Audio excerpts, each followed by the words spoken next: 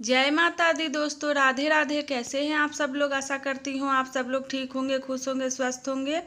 और मैं लक्ष्मी आपका स्वागत करती हूँ अपने नए ब्लॉग में। और दोस्तों ये देखिए, सुबह का टाइम है और मैंने झाड़ू लगा लिया था और उसके बाद लगा रही हूँ पोछा। और पोछा लगाने के बाद मैं नहा धोकर आ गई थी पूजा करने के लिए। तो सबसे पहले हमने सूर्य भगवान को जल दिया और उसके बाद मंदिर में पूजा की।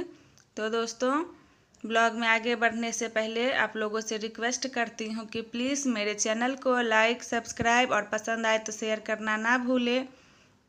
और दोस्तों, पूरा वीडियो देखिए, फुल वॉच किया कीजिए ताकि हमारी जो मेहनत है वो बेकार ना जाए। तो प्लीज़ दोस्तों, थोड़ा सा सपोर्ट कर दीजिए। तो इधर देखिए, सूर्य भगवान को जल देने के बाद आ गए हैं मंदिर में दिया लगाने के लिए। तो हमने पूजा की सारी तैयारी कर ली थी और उसके बाद जलाया है दिया। और दिया जलाने के बाद पूजा की, आरती किया। और उसके बाद देखिए, हाँ, हमारी आज की पूजा संपन्न हो गई है। और आज हमने पूजा का इतना ही वीडियो बनाया है क्योंकि डेली हम लोग एक जैसा ही पूजा करते हैं, सिर्फ प्रसाद में कभी कभार अलग हो जाता है। तो इसलिए डेली एक ही वीडियो क्या बनाना, तो इसलिए मैंने पूजा का इतना सा ही वीडियो बनाया है। और उसके बाद पूजा करने के बाद मैं आ गई थी किचन में खाना बनाने के लिए। बच्चों को मैंने हलवा बना कर दे दिया था, बच्चे चले गए थे स्कूल। और दोस्तों, ये ब्लॉग है शुक्रवार के दिन का। तो बच्चों का स्कूल अब बंद नहीं हुआ था तो मैंने बच्चों को हलवा बना कर दे दिया था। और उसके बाद बच्चे चले गए थे स्कूल। और बच्चों के स्कूल भेजने के बाद मैं काटने लगी हूँ यहाँ पर लौकी। और आज यही लौकी की बनाएंगे सब्जी। और अब जब से नवरात्रि शुरू हुआ है तो ज़्यादा लौकी की ही सब्ज़ी बनाते हैं क्योंकि बिना लहसुन प्याज के भी खाना बना रहे हैं। तो बैगन हो गया, ये सब नहीं बनाते हैं। तो लौकी हो गया, ज़्यादा तो लौकी ही यहाँ पर मिलता भी है और यही बनाते हैं। लौकी हो गया, केला की सब्ज़ी हो गई, आलू की सब्ज़ी हो गई। तो यही सब अभी बना रहे हैं। वैसे तो व्रत नहीं करते हैं लेकिन फिर भी थोड़ा खाने पीने में नियम रखते हैं क्योंकि अभी माता का त्यौहार चल रहा है, 9 दिन की नवरात्रि शुरू हो गई है। तो बिना लहसुन प्याज के ही खाना बनाते हैं। तो दोस्तों, इधर देखिए, मैंने सब्ज़ी काट ली थी और उसके बाद मैं आ गई हूँ छौंकने के लिए।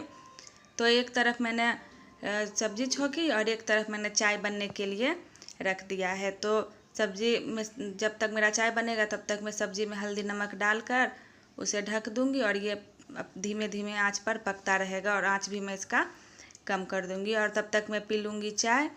और चाय पीने के बाद बाकी का जो काम होगा वो करेंगे। काम तो वैसे मैंने सारा कर लिया है, झाड़ू पोछा ये सब मैंने लगा लिया है, कपड़े भी मैंने धो लिए थे। अब सिर्फ रह गया है खाना बनाना। और खाना बनाने के बाद दोस्तों, ये देखिए, दोपहर का टाइम है।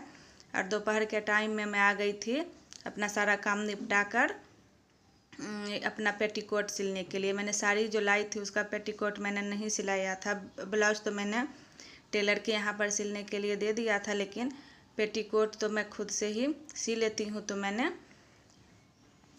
इसी को आज सिलने का सोचा है कि आज मैं इसे सिल लेती हूँ क्योंकि अब 2-3 दिन के बाद फिर जब अष्टमी आएगी तो उस दिन पहनने के काम में आएगा। तो आखिर ही पहनते हैं तो इसको अच्छी तरह से सिल लेते हैं।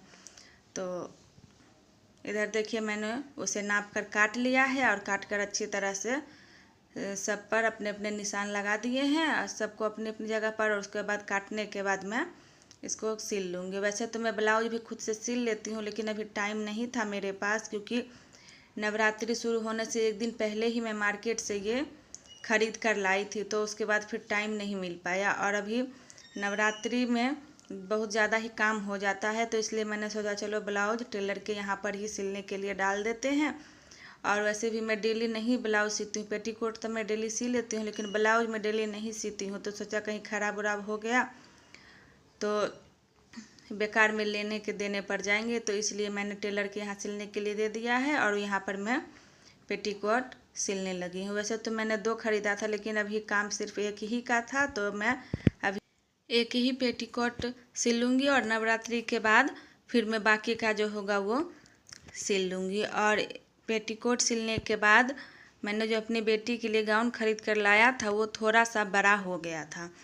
बड़ा हो क्या गया था, मैंने जानबूझकर ही बड़ा ख़रीदा था कि अभी बड़ा ख़रीद लेते हैं, अगर बच्चे बढ़ेंगे भी तो छोटा नहीं होगा। और इसलिए और पसंद आ गया था तो फ्री साइज का था तो मैंने ले लिया है। तो नीचे से मैं उसे मोड़ कर सिल दूंगी, सिर्फ लंबाई ही उसकी सिलनी है, तो मैं उसे नीचे से मोड़ कर सिल दूंगी। और बाकी का सब कुछ ठीक ठाक है, थोड़ा ढीला भी रहेगा तो चलेगा, क्योंकि डेली पहनना तो इसे है नहीं, कभी कभार ही पहनेगी। तो सिर्फ मैं उसका लंबाई से मोड़ दूंगी और ढीला ढाला ही रहेगा, क्योंकि थोड़ी देर तो पहनेगी, ज़्यादा देर तो पहनेगी नहीं, क्योंकि ये सब जो कपड़े होते हैं वो हर हमेशा पहनने में नहीं होता है। तो इसलिए मैंने सिर्फ नीचे ही सिल दिया है और बाकी का जो था मैंने उसकी फिटिंग नहीं की थी। तो इसे सिलने के बाद आज हमारा शाम का फिर काम करने का टाइम आ जाएगा। और इधर देखिए, उसे सिलने के बाद मैं आ गई थी यहाँ आंगन में, और